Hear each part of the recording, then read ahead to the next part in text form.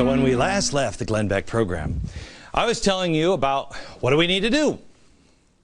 This is for me. Join me if you will. First, don't hide the mistakes of our life. Don't hide them anymore. You can't have any skeletons in your closet. Don't hide them.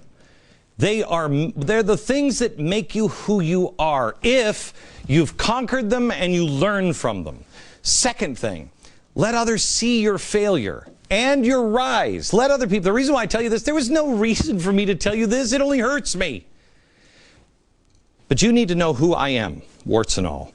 You need your children to see you do what I'm trying to do here, and that is fess up to my mistakes, explain it, don't try to get out of it, explain it, stand up, be a man, and let your children see people do that without an attorney or a PR person or the so trusted wife standing next that you know is going home and saying, "Woody." Let your children see it. Third thing, anger feeds on itself. Lance the infection. 4, we are the same. I don't care if you're Glenn Beck and Barack Obama. We're the same. We are. We're the same. Help each other. You need to reach out to people that you know are feeling the same way. And by not hiding things, you'll be able to help. Stand.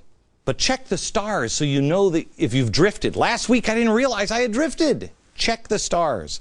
6, clean out your spiritual closet, man. Get all the stuff. Get the junk out of you. Pray. You pray for me, I'll pray for you. I pray for you every night. Please pray for me. Pray.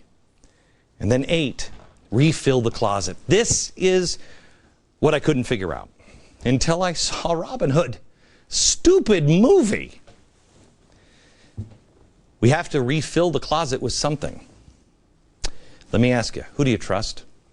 No, let me ask you this instead. What do we have in common anymore? What are the things that unite us? We used to be a melting pot. We're not anymore. You're over there and I'm over here. And the politicians are always pushing us and making us hate each other. You're the problem. Oh, you're not the problem. You're the problem.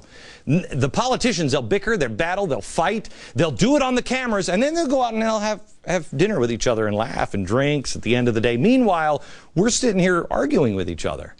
They are the only ones that win. In the movie Robin Hood, I told you about a few minutes ago, Robin Hood got up and he gave a great speech to the people of England. He said, you got to unite on a few ideas. That men have a right to be free. That a man's home is his castle. That we have a right to our own labor and the fruits of our own labor. You have a right to a fair trial and face your accuser. Well, that's what united those people. And I thought, well, those are good. That's how it unites us. But does it anymore? In America, we originally united on those same principles. And then we added some more. And we're free to express ourselves. And so is the press. We're free to worship according to the dictates of our own conscience. We're free to take risks and use our own initiative to become more successful or fail and then pick ourselves up and try again. Do we believe in any of that stuff anymore? Do we? I mean, are you free to take a risk? Really? Not if you're too big and you could be a danger to the economy. And can you get a loan from the bank? Do we believe these things anymore? If not, I contend it's because history has been and is currently being changed. We don't even know our own history, which brings us back to the one question that nobody's asking. Who are we? We're being pushed down a road and we haven't even asked, wait, who are we? Friday, the FTC came out with a plan to put a journalist division in AmeriCorps. What? Joseph Palermo wrote a column in the Huffington Post last week that first embarrassingly mentioned that I'm now a doctor thanks to Liberty University. Dental exams are free on Tuesdays. I took issue with my, they took issue with my new favorite book, which is Sacred Fire. It's about George Washington and what a devout Christian he really was.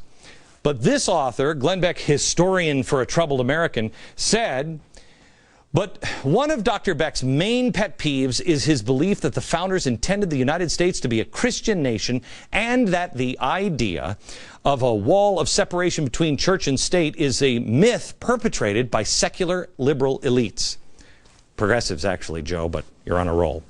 He goes on to say, it's not that Beck is wrong about the ambiguity of the personal beliefs of the subject by the founders, but he and others like him are monumentally wrong by overstating the relevance of the intent of the 18th century views on the thought and practices of the 20th and 21st century America.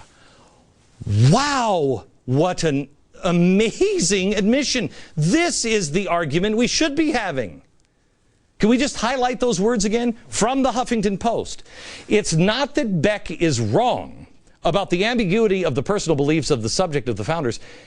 It's just that I'm wrong that they don't fit the 21st century. We've outgrown the founders' cute, quaint, provincial little religion. Okay, all right, so there's something we can sink our teeth into. Do you subscribe to the progressive, living, breathing, changing interpretation of the Constitution that the things that were true about the founders and are no longer being taught in schools because of the progressives, do you believe those things that the founders believed were divinely inspired and the Constitution must be interpreted as they intended? Which one is it?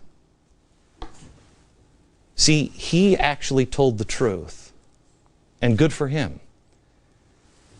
See, people need to know.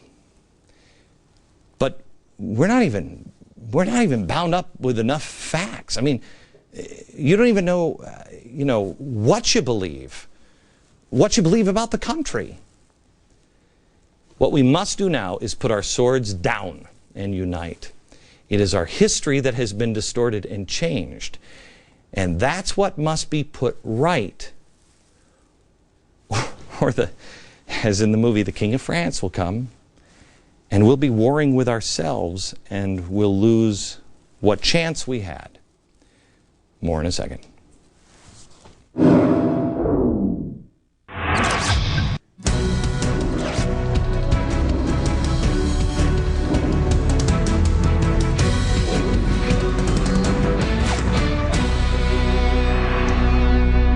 In case you just joined us, what do you think? And the show starts at 5.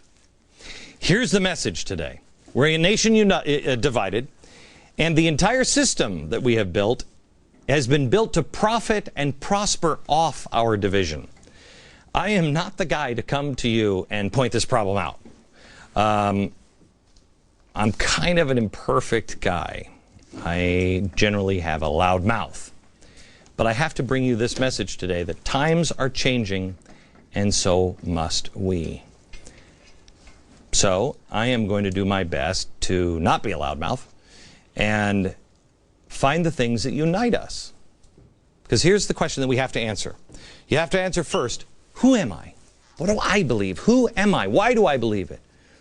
And then you have to answer the bigger question, which is who are we as a country? We have to decide that, and we better do it quick. I think it was the summer of 1969 that may have been the real turning point that led us here. I think we have the summer of opportunity again. I'm going to ask you this summer to help me correct the summer of 1969. Not correct it. Yes, correct it and then decide. Which are we? Which America are we? This summer, this program is going to dedicate itself to correcting the founders, the progressive era in the early turn of the century, and the summer of '69.